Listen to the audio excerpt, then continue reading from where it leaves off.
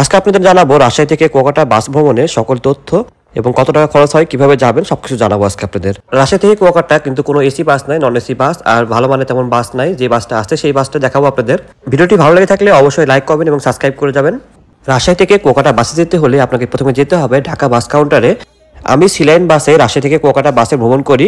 দেখতে পাচ্ছেন সিলাইনের কাউন্টার কোথায় অবস্থিত, আমি দেখা দিলাম পুরোটা।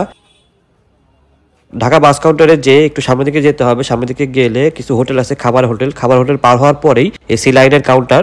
রাজশাহী থেকে কুয়াকাটার উদ্দেশ্যে ছেড়ে যাওয়া বাসগুলো হলো সি লাইন, তুহিন এবং ভাই ভাই বাস। এই তিনটি বাস ছেড়ে যায় রাজশাহী থেকে কুয়াকাটা। আজকে আমি আপনাদের দেখাচ্ছি রাজশাহী থেকে কুয়াকাটা সি লাইন বাসের ভ্রমণের অভিজ্ঞতা। দেখতে পাচ্ছেন বাসটা ভিতরে দিয়ে দেখাবো। বাসের সি লাইন বাসে রাজশাহী থেকে কুয়াকাটা টিকিট মূল্য পড়বে 900 থেকে 1000-এর ভিতরে। দেখতেই পাচ্ছেন অলরেডি টিকিট কেটে ফেলছি আমি। আর আমাদের যাত্রার সময় হলো 8:30টার সময়। এখন বাসের ভিতরে প্রবেশ করবো। বাসের ভিতরে প্রবেশ করে দেখবো যে বাসের ভিতরটা আসলে কতটা সুন্দর আর কেমন কমফোর্টেবল কি না সবকিছু দেখাবো আপনাদের। দেখতেই পাচ্ছেন বাসের ভিতরে প্রবেশ করছে অলরেডি আমি। বাসের সিটগুলো কিন্তু যথেষ্ট পরিষ্কার পরিচ্ছন্ন দেখা যাচ্ছে।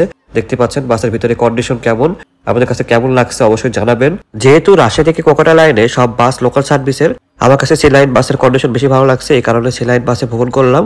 আর তাদের কাউন্টারে মোবাইল নাম্বার দেখতে পাচ্ছেন, মোবাইল নাম্বারে কল দিয়ে কিন্তু আপনারা সিট বুকিং করতে পারবেন।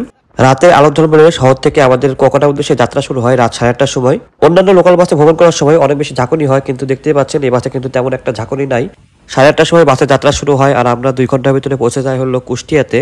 দেখতে পাচ্ছেন কুষ্টিয়া লালন শাহ সেতুর উপর দিয়ে যাচ্ছে এখন আমরা। রাতের বেলা এবং দিনের বেলা দুই সময় কিন্তু কুষ্টিয়া লালন শাহ সেতুর উপর দিয়ে যাওয়ার সময় কিন্তু অনেক সুন্দর লাগে। দেখতে পাচ্ছেন খুবই সুন্দর একটা পরিবেশ। রাজশাহী থেকে কুয়াকাটা বাসের ভ্রমণ কিন্তু একটা দীর্ঘ পথ। এই পথে ভ্রমণ করতে আমাদের মোটামুটি 10 থেকে 12 ঘন্টা সময় লাগে। এই দীর্ঘ পথ পাড়ি দেওয়ার জন্য আপনাদের বাস 2বার স্টপেজ দিবে, একবার খাবার জন্য আর একবার নর্মাল স্টপেজ দিবে। আর যেহেতু লোকাল বাস সেহেতু মাঝে মাঝে মালামাল তুলবে এবং যাত্রী তুলবে বিভিন্ন জায়গা থেকে। যাত্রা শুরুর প্রায় 3 ঘন্টা পরে আমাদের কুষ্টিয়ার একটু সামনে এসে ব্রেক দেয় খাবারের জন্য। দেখতে পাচ্ছেন এই হোটেলে আমরা দাঁড়িয়েছিলাম।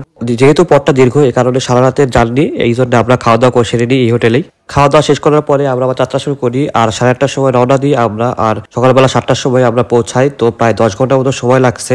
বর্তমানে কিন্তু বাসগুলো কুয়াকাটার একদম বিচের কাছে নিয়ে যায় না, আগে কিন্তু বিচের একদম কাছে নিয়ে যেত। এখন কিন্তু বাস কাউন্টার হয়েছে। দেখতে পাচ্ছেন এই বাস কাউন্টারে কিন্তু আপনাদের আসতে হবে। সবগুলো বাসে এই বাস কাউন্টারে পৌঁছায় আর শুধুমাত্র গ্রিন লাইনের আলাদা কাউন্টার আছে, সেই কাউন্টার পর্যন্ত নিয়ে যাবে। কুয়াকাটার এই বাস কাউন্টার থেকে আপনাদের কুয়াকাটা বিচে যেতে লাগবে হলো 15 টাকা ভাড়া।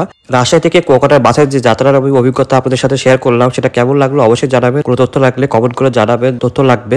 আর যদি ভিডিওটি ভালো লেগে থাকে অবশ্যই কমেন্ট করবেন, শেয়ার করবেন, সাবস্ক্রাইব করবেন এবং লাইক দিয়ে যাবেন পেজে।